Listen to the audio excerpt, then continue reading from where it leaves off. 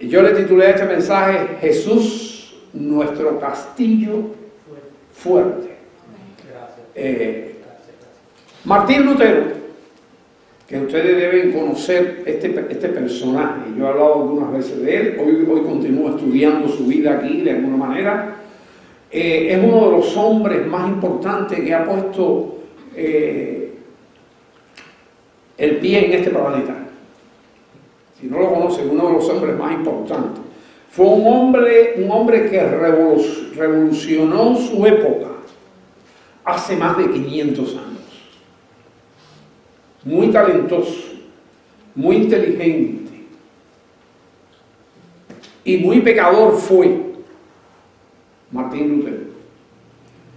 Martín Lutero, Dios le dio la habilidad, además de su inteligencia, de ser un hombre sensible para la música.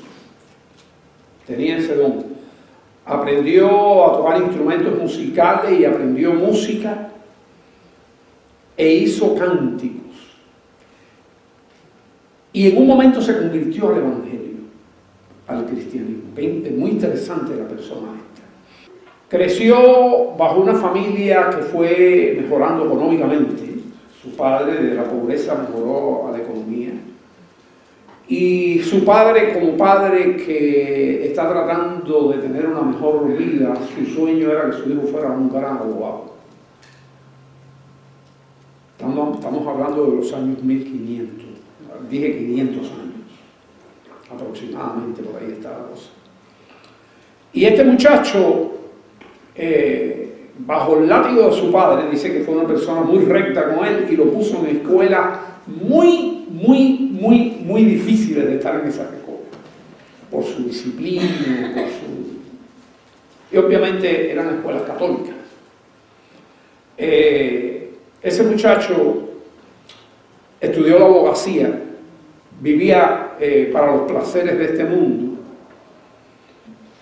pero en un momento determinado él agarra y en medio de su disfrute ya de su juventud, con título de abogado en aquella época, que eran pocos los que podían llegar había que tener dinero, había que tener para llegar allí, dominando algún que otro idioma, más que el alemán, porque era de Alemania. En su religión católica que tenía, transportándose un día por el campo, en una tormenta, donde había muchos rayos y centellas y mucha lluvia, un rayo le alcanzó, un rayo del cielo. Y no lo mató porque no cayó sobre él, pero lo tiró 3 metros allá. Lo levantó en peso y lo tiró 3 metros. Y él empezó a temblar y le dijo a Dios: perdóname, no me mate. Y los rayos seguían. Y él estaba en el piso sabiendo que voló y cayó, golpeado obviamente, porque si una cosa de esta te levanta, no tenemos idea lo que él sintió en su vida, pero cayó en el piso. Y ahí a duras penas pudo levantarse y seguir caminando bajo la tormenta y pidiéndole a Dios que lo cuidara de otros rayos. Y no murió. Y él entonces le pidió, o más bien le prometió a su santa, Santa Ana de Jerusalén, era un ícono católico, y se lo prometió en el camino, mientras caminaba bajo la tormenta, que no le cayera más ningún otro rayo, y le dijo: yo me voy a dedicar la vida a la iglesia. Y cuando fue allá, aquello fue tremendo para el padre, porque dejar la abogacía para meterse, él no se metió en una iglesia a dar culto como esta, él se metió en un monasterio a vivir como monje, a expiar su pecado, y con un compromiso con la persona que él idolatraba, con su ídolo. Y allí en el monasterio lo único que hacía era estudiar. Y obviamente allí estaba la Biblia escondida que la población no tenía. Y empezó a leer y a leer y a leer y a leer. En su vida joven empezó a estudiar los idiomas de la Biblia, el hebreo, el griego y el arameo. Parece que era muy fácil para los idiomas porque los llegó a dominar en sus estudios allí. Y se encontró con las epístolas de Pablo.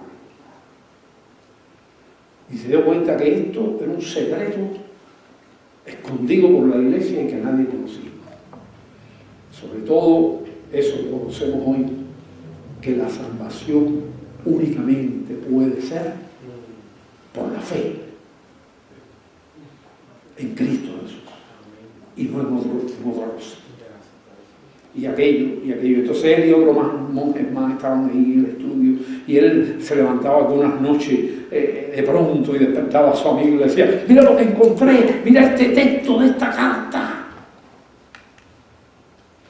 Qué pasión por la Biblia de pronto, cuando se dio cuenta.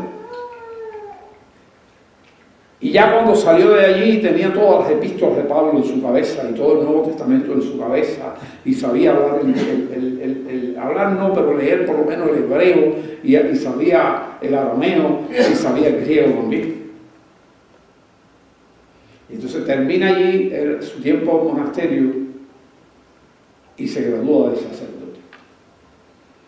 Como sacerdote entra en una universidad allí de su país, a estudiar los estudios superiores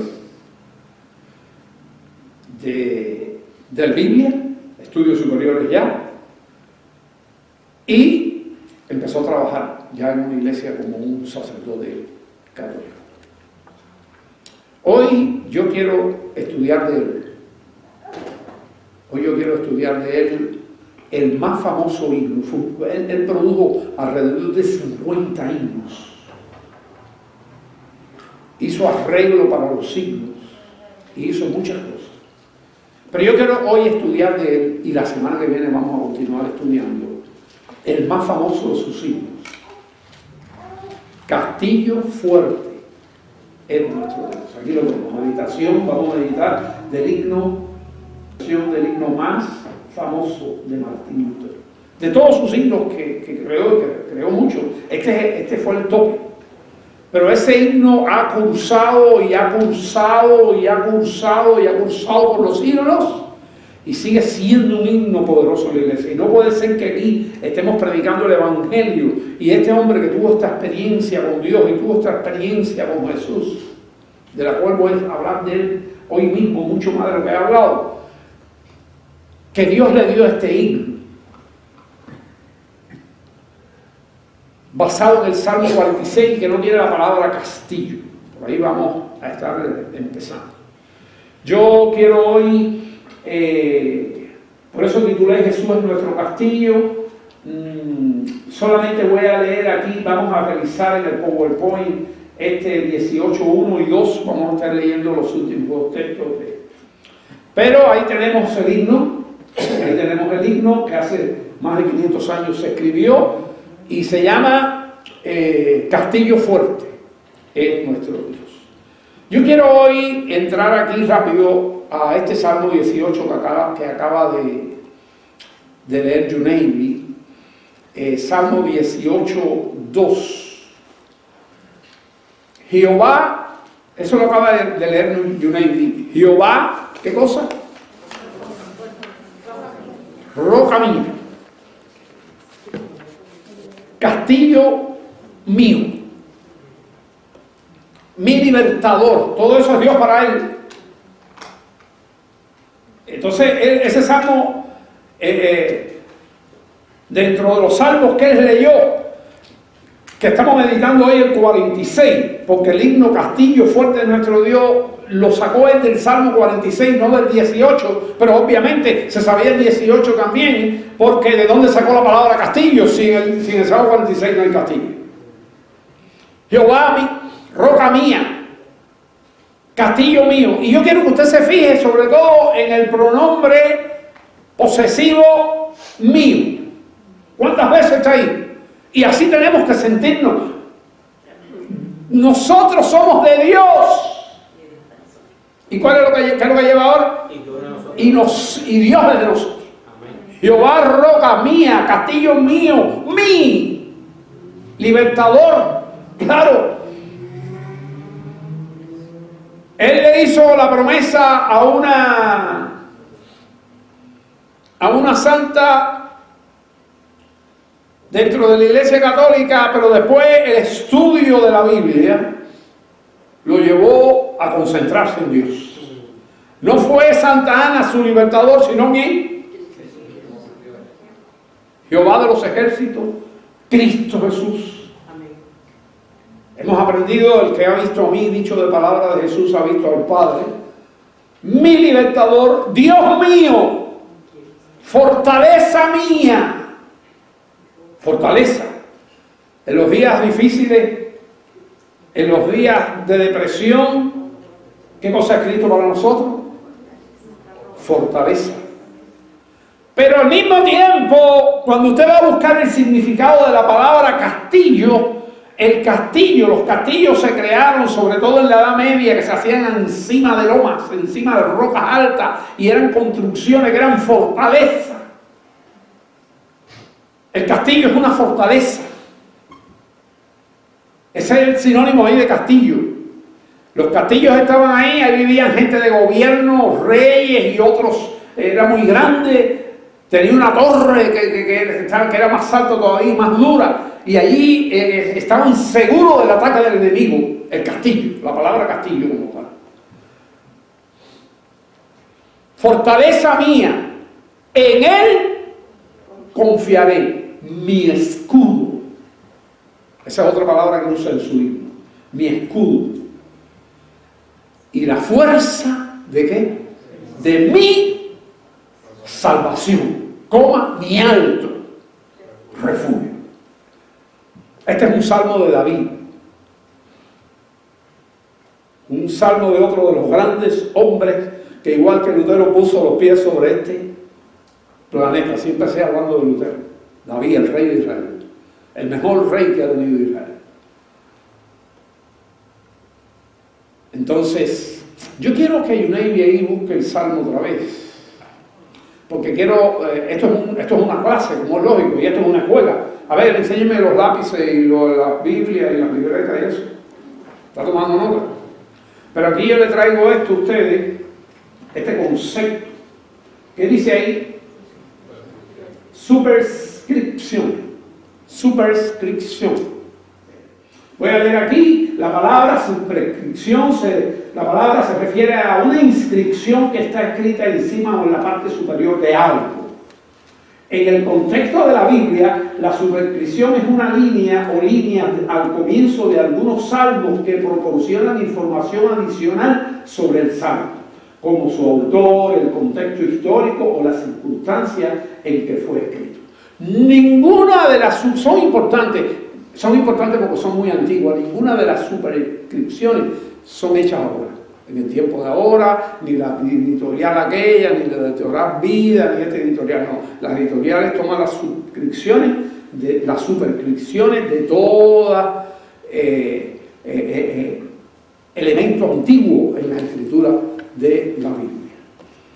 Haciendo esa introducción, entonces yo quiero empezar hoy que usted habla la Biblia en el Salmo 46. Pero seguimos aquí en el texto bíblico. Dios es nuestro amparo y fortaleza. Ahí la palabra fortaleza. ¿Está conmigo con la Biblia, verdad? Sí. Usted pudiera poner castillo. Dios es nuestro amparo y castillo. Puede ser la fortaleza espiritual, pero puede ser también un lugar que Dios te está librando de todo. Así que la palabra escudo, la palabra castillo, que están como palabras bellas del idioma aquí en este salmo, porque todos los salmos son extremadamente bellos, porque los escritores de los salmos eran poetas, escribían poesía. Poesía quiere decir belleza. Aquí Dios es nuestro amparo y fortaleza. Castillo nuestro pronto auxilio en las tribulaciones. Yo quiero ya escuchar por lo menos la primera estrofa.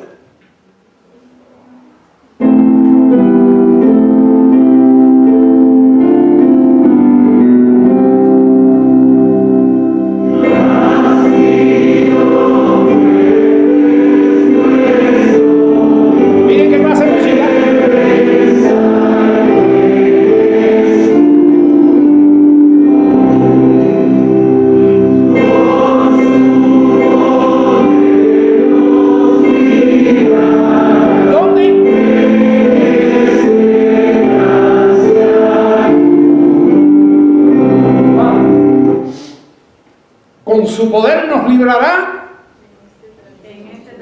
en este trance agudo. Hay una historia que ustedes conocen y yo no he encontrado otra mejor. Ustedes me van a decir a quién se refiere esa historia. De una muchachita de 15 años, 14, 15, no se acuerda bien, que estaba preparándose por la mañana para ir para la escuela en la mañana. Una muchachita cristiana, pero teenager al fin, adolescente al fin. Y viene un vecino con un aviso por teléfono diciendo que la guagua, el transporte, el bus donde iba su padre, el esposo de su mamá, de la muchachita, tuvo un accidente y que habían muertos y que la cosa estaba fea. Y que su padre estaba en el hospital ingresado y no sabía cómo estaba. Su madre se puso nerviosa, cambió los planes del día porque se iba a salir a trabajar. Los niños cambiaron el plan porque la madre le dijo: ustedes no van a la escuela hoy, ustedes se van a quedar aquí. Y le dijo a la niña de 15 que cuidara a su muchachito, a su hermanito que tenía aproximadamente quizás 12 años, un poco más chiquito que ella, o 9 o 10, no sé. Pero aquella muchachita el corazón de una niña. Y eso es un trance agudo. Piensa en un trance agudo en su vida. No lo voy a contar aquí, pero piensa. Piensa el trance agudo que va a tener cuando. ¿Sabe lo que es un trance? Un trance es un hecho que ocurre. Un hecho que ocurre. Y agudo, ¿qué quiere decir? Que tiene un filo tremendo, una cosa aguda, que tiene una punta que te pincha. Trance agudo. Es la combinación, es una forma bella de decir, de cuando uno tiene un problema muy fuerte en su vida, ¿qué cosa es? Un trance agudo. Cuando vas a una consulta feliz y contento y de pronto te dice que tienes un cáncer, no importa dónde sea, ¿qué cosa es eso? ¿Eso que fue para ti? ¿Qué empezó para ti? Un trance agudo que se va a hacer crónico, por cierto.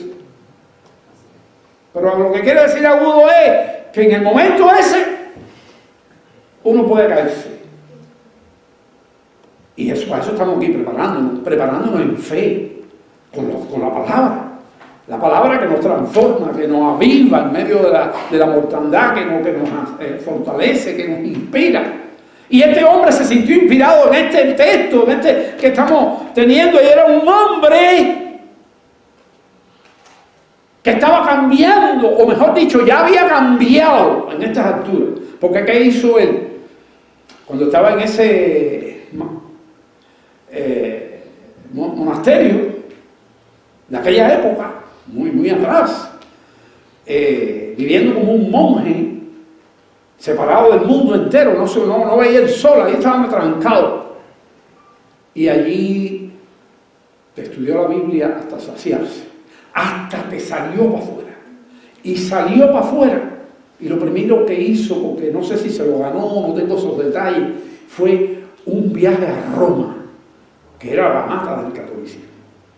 Y para allá se fue con un amigo a Roma, en ese viaje. Y cuando llegó allí, jovencito, y vio que era la Iglesia Católica. Y comparó lo que enseñaba la Iglesia Católica, le enseñaron en sus escuelas, a lo que estaba en la Biblia. Y que se hablaba casi nada de la Biblia. Estaba escondida. Y entonces vio el lujo de las catedrales, las cosas con el oro, con las piedras preciosas, y sobre todo la altanería y el poder que tenían los sacerdotes. Y aprendió en sus estudios que el Papa, que estaba combinado con el Imperio Romano, le habían dado la condición de infalible. ¿Usted sabe lo que quiere decir la palabra infalible? Una persona infalible. Quédate corto. Es una persona que no comete errores.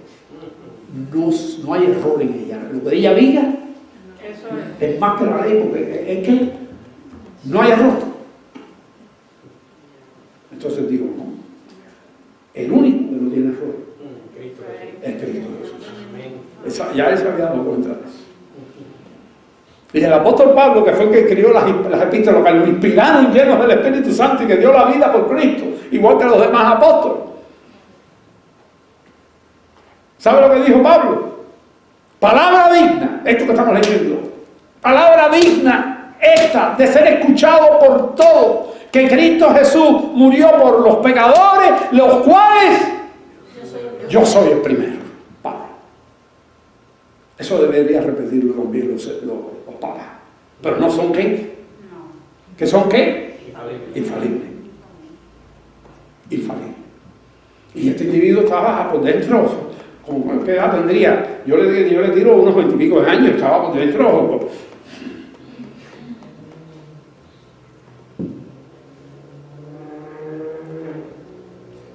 Entonces, este hombre, me quedo ahorita con la muchachita, termino la historia, pero este hombre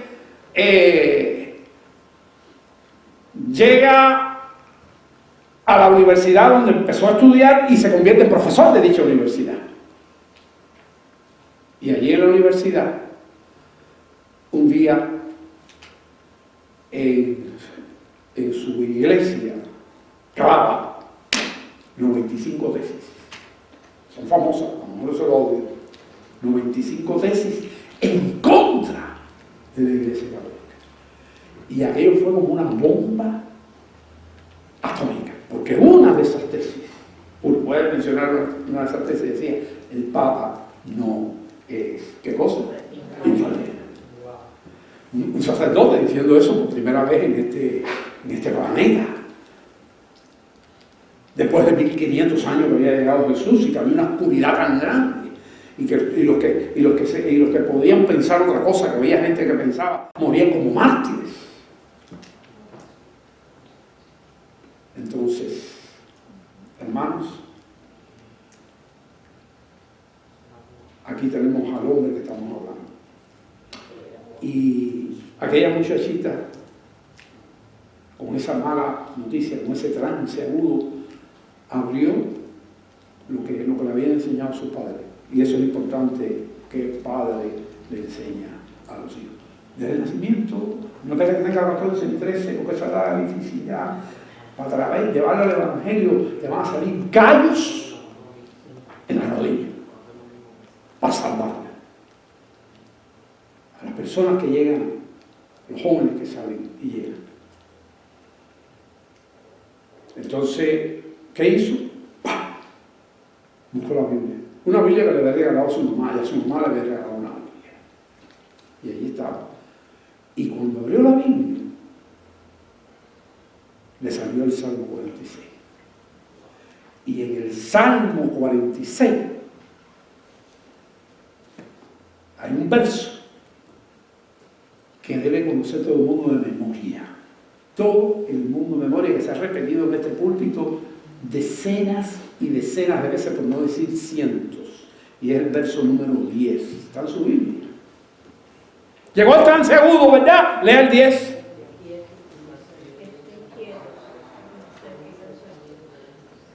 Estad quietos y conoced que yo soy Dios. Esto es una oportunidad, el trance ¿qué?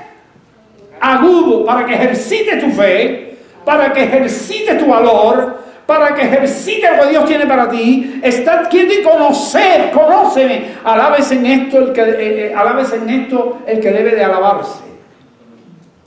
En entenderme y conocerme que yo soy Jehová. Eso es lo que tenemos que hacer una de las tareas que tiene el cristiano prioritaria en la vida es conocer más a quién, a Dios, y dedicarle tiempo, porque eso lleva tiempo. Estar quieto y conocer que yo soy Dios en la situación y en el trance que sea. Seré exaltado entre las naciones, enaltecido seré en la tierra. A mí me ha llamado la atención, y no me gusta hablar de política en el púlpito, que debería hacerlo, pero no me gusta hablar de política en el púlpito, con lo que está pasando con Trump. Porque el hombre llega, un hombre mayor ya, y cuando empieza el primer mes que lleva, que acaba de ocurrir, ha sorprendido hasta la propia gente que le eligió. Porque está haciendo mucho más de lo que dijo que iba a hacer. Hay hasta por ahí cosas extrañas en sonido, como que pudiera desaparecer el IRS. Y aunque no desaparezca, parece que va a desaparecer, o lo dicen así, porque se ha gastado y se ha robado y se ha usado, tan mal usado el dinero de nosotros los contribuyentes, que no vale la pena que exista, o lo hay que cambiarlo. No sé, no estoy hablando de eso, pero eso ha puesto a todo el mundo, a unos contentos, a otros preocupados. A mí me dejó así, y sin contar las demás cosas que están ocurriendo. Ese hombre ha puesto que vamos a estudiarlo en este salmo, ha puesto es como que ha entrado un temblor a Europa entera. Un solo hombre. ¿Sabe qué? No estoy hablando de Trump para hablar de él, estoy hablando de Trump.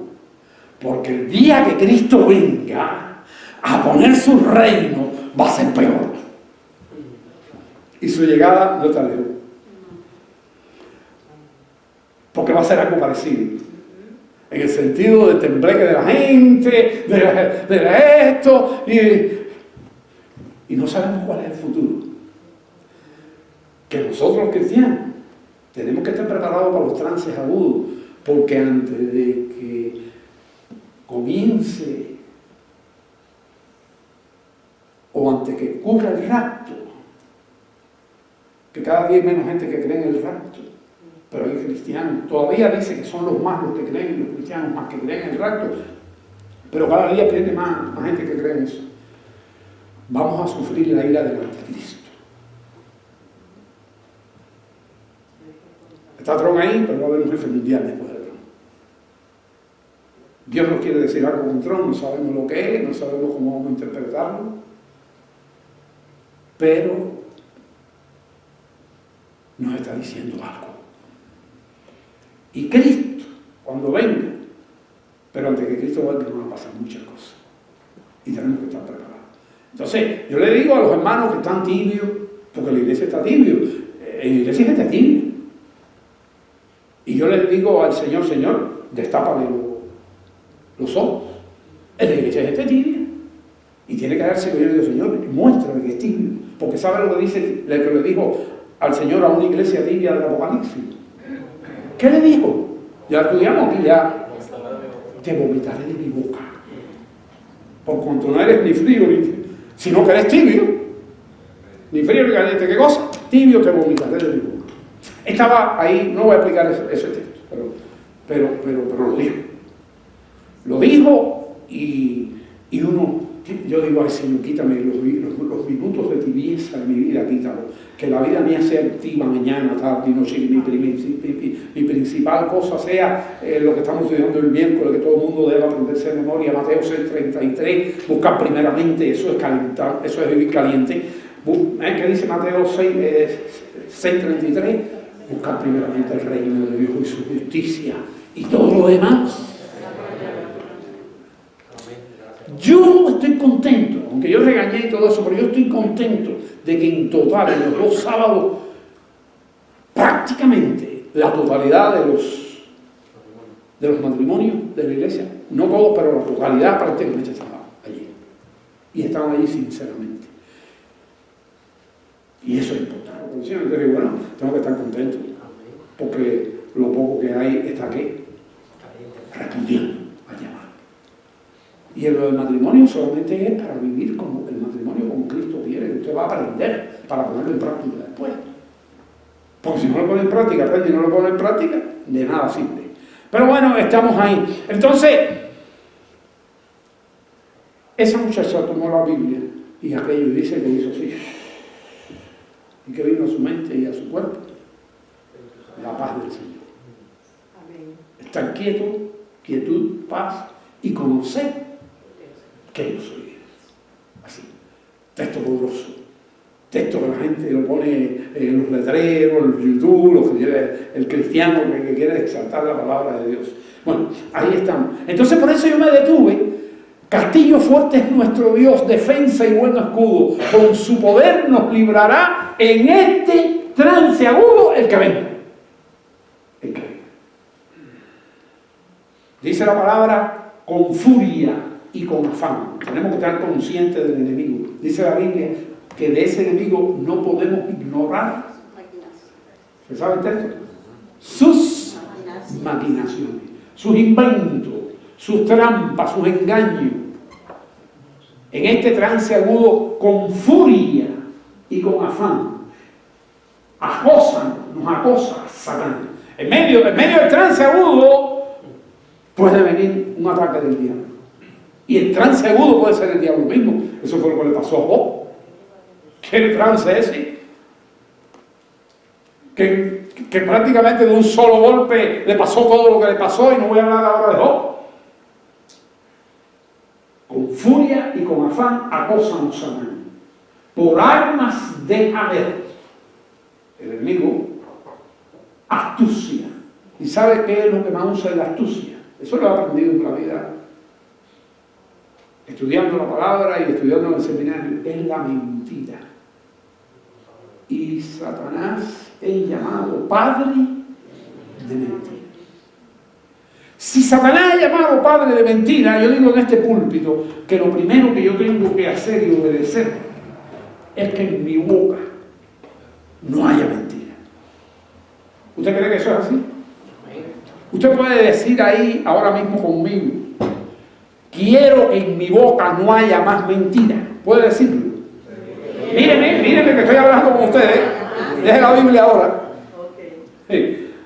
Puede decir conmigo que en mi boca no haya más mentira. Quiero que en mi boca no haya más mentira.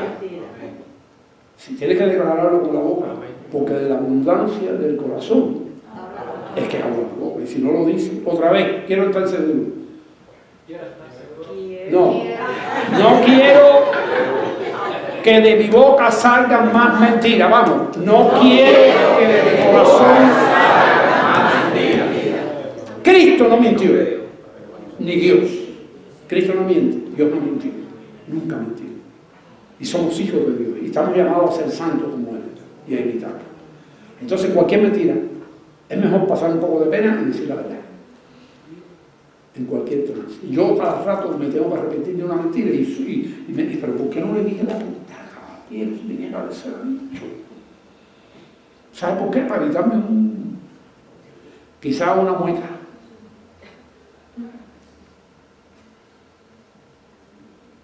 Mira, si no puedes decir la verdad, silent. Para no digas mentiras. Y las mentiras usan cantidad. Y muchas veces uno se da cuenta y dice: fulano, ¿por qué no viniste al culto de él? Y te hace págata. Y uno empieza a quedarse, qué raro. Y ahí fue la mentira. Y la pone para justificar y ya salir del problema, del trance agudo, porque eso es un trance agudo. Que no le damos importancia, pero a lo mejor Dios lo está probando, ¿no? Pero hermano, lo que quiero es que avíguese el Señor. Con furia y con afán. Estamos estudiando el afán ahora el miércoles. El miércoles estamos estudiando el afán. Es cuando tú te dedicas a una cosa con mucho qué, con mucha intensidad. Y dice Cristo: no os afanéis, un mandamiento. Para tu trabajo, pero no qué, no te afanes. Porque si te afana, se va a convertir en un ídolo. Acósanos Satán por armas, deja ver astucia y gran poder. ¿Cuál es? ¿Qué dice? No es la tierra. 1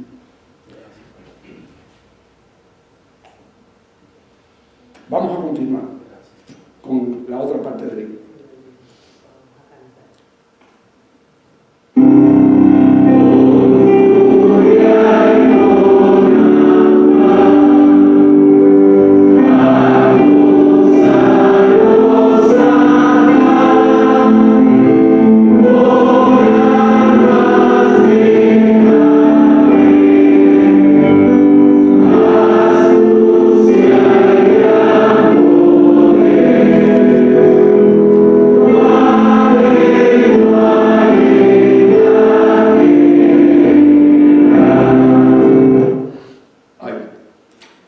Un poquito más hoy vamos a estudiar solamente la mitad del Salmo. En el Salmo 46 dice: Dios es nuestro amparo y fortaleza, castillo nuestro castillo, bueno, castillo lo tengo puesto aquí al lado, nuestro pronto auxilio en las tribulaciones. Por tanto, ¿qué dice? No temeremos. Entonces, esa es la experiencia, y eso es lo que le pasó a la muchachita. ¿Quién me dice quién es la muchachita? Nadie lo conoce. Vilma. Esa es una historia que, siendo novios, enseguida me llegó a mi oído, su experiencia. Y cuando yo oí eso, yo que tenía llamamiento para ser pastor, yo digo, yo creo que esta es lo que va a ser mi esposa. Sí, es así. Por tanto, no temeremos, aunque la tierra sea ¿qué? Eso es lo que está pasando con la tierra. Tú sabes que la tierra está ocurriendo un temblor, pero no es un temblor de tierra como tal, es un temblor ¿dónde? Bueno, mire lo que dice: aunque bramen y se turben las aguas. Eso cada rato ocurre. Eso puede ser un tsunami, eso puede ser las aguas de arriba, una tormenta, los huracanes. Y tiemblen los montes a causa de su braveza. Eso le habla a quién. ¿A quién le habla? A Martín Lutero, porque ¿dónde él se convirtió? En una tormenta. Le pidió perdón a Dios y le dijo a Santa Ana: yo voy a meterme en el convento, y se metió. Lo que pasa es que, tristemente, victoriosamente, no tristemente, dejó de creer en quién, en Santa Ana. Y después lo explicaba como pastor en la iglesia. Por eso, esta iglesia y las iglesias que salieron en ese siglo de 1500 se llaman iglesias protestantes, porque están protestando frente a la iglesia católica por esconder qué cosa. Esa es la palabra, no es que protestaron, los protestas por ahí, vamos a salir a protestar para una huelga, no. Es la palabra protesta en ese sentido, y puso las tesis de él. Y aquellas tesis, bueno, se le buscó un lío y cayó preso, donde tuvo que ir ante los reyes que estaban unidos al Papa y todas esas cosas. Cayó preso y tuvo un día que en una reunión retractarse de lo que dijo, de todo lo que había escrito, porque tenía muchas más escrituras. Era un sabio escribiendo. Y dijo al final: hagan conmigo lo que quieran, pero no puedo arrepentirme. ¿Y sabe lo que le tocaba? ¿Qué le tocaba? ¿Qué muerte? La hoguera. Pero Dios en su misericordia no quería que el hombre terminara ahí, como el orejazo. ¿Sabe de lo que estoy hablando, no? Mire para mí. ¿Qué cosa es el orejazo? Usted lo sabe, ¿no? Dios no quería que terminara. Y un príncipe se buscó a 5 jinetes y raptaron. Hubo un rapto. El Señor se lo llevó. Hubo un rapto allí mismo en la cárcel. Parece que pagaron, se lo raptaron y se perdió. Y se perdió, lo metieron en un castillo. La palabra castillo, en un castillo, en el castillo de su amigo, y él no sabía ni que estaba allí, porque enseguida lo hicieron así, y lo llevaron, y le dijeron: de aquí no puedes salir. Le cambiaron hasta el nombre,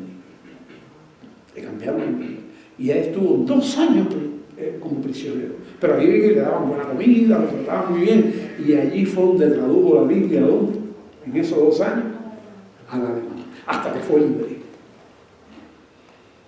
Ya se habían cambiado un poco las cosas por fuera y sabían que el tipo estaba escondido y dijeron,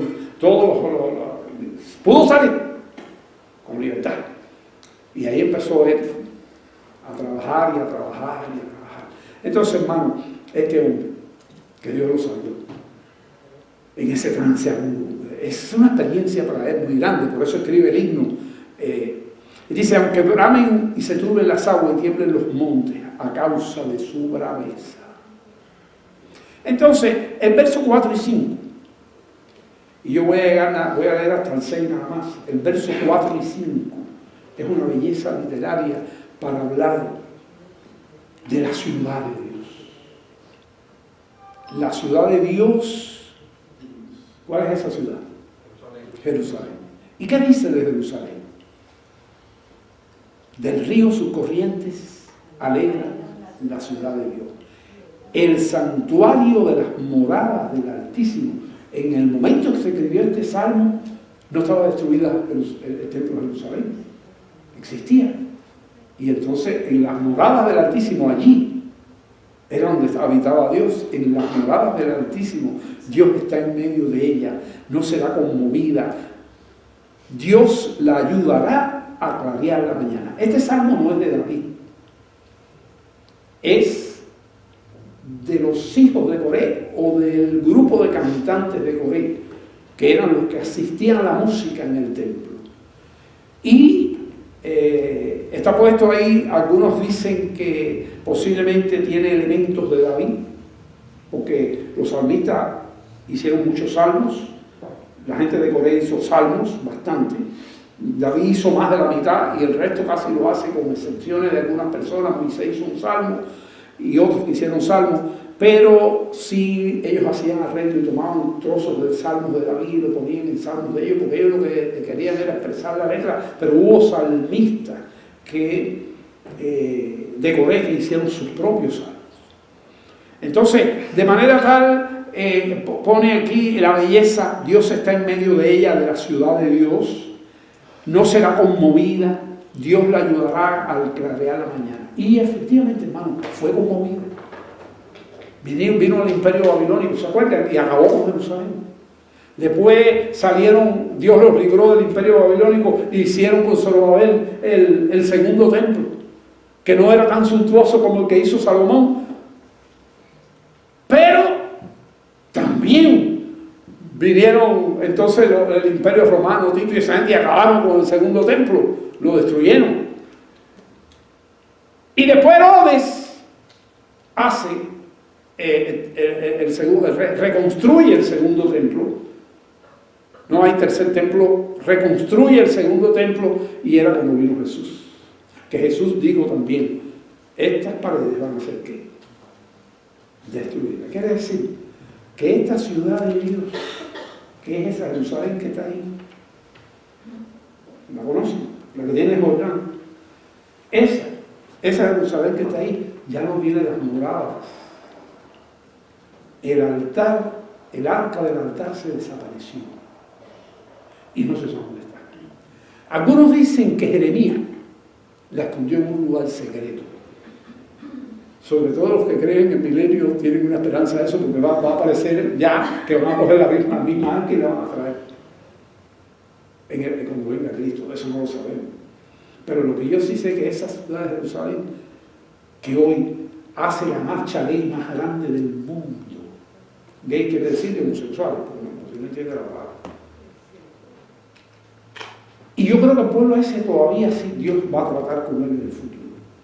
Pero es un pueblo de desobediencia.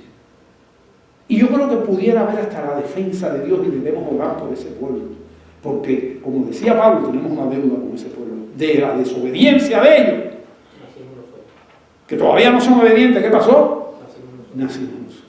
Y yo me he quedado frío con la cantidad de judíos que se han convertido al Evangelio y que están dando clases y están enseñando Biblia. Cada rato descubro uno en YouTube. Entonces, esto es ahí. Y yo quiero ahí que esta ciudad de Dios, Yuneidi, me diga para que veamos cuál es la verdadera ciudad de Dios. ¿Tú tienes ahí?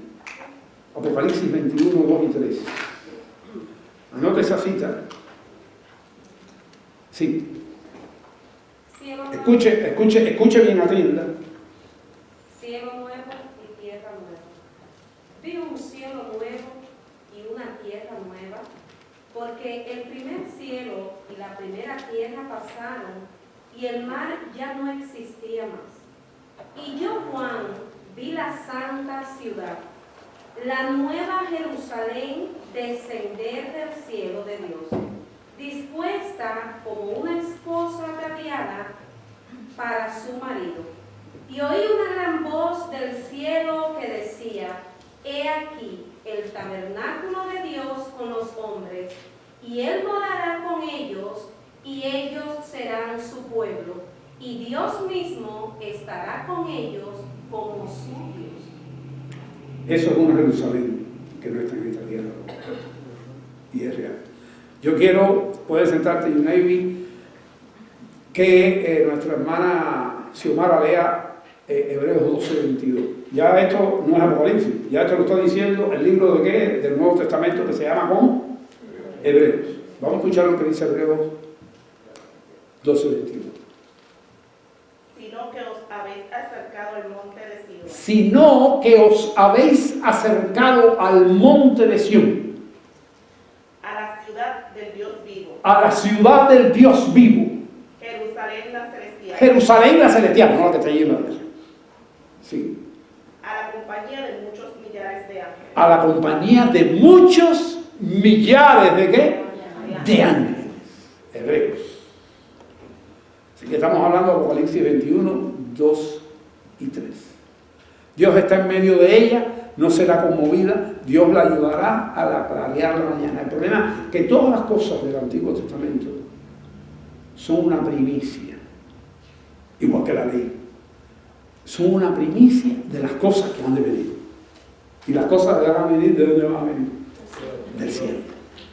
Más nuestra ciudadanía está en los cielos. ¿Puede decirlo conmigo? Porque ahí hay mucha gente que están bramando.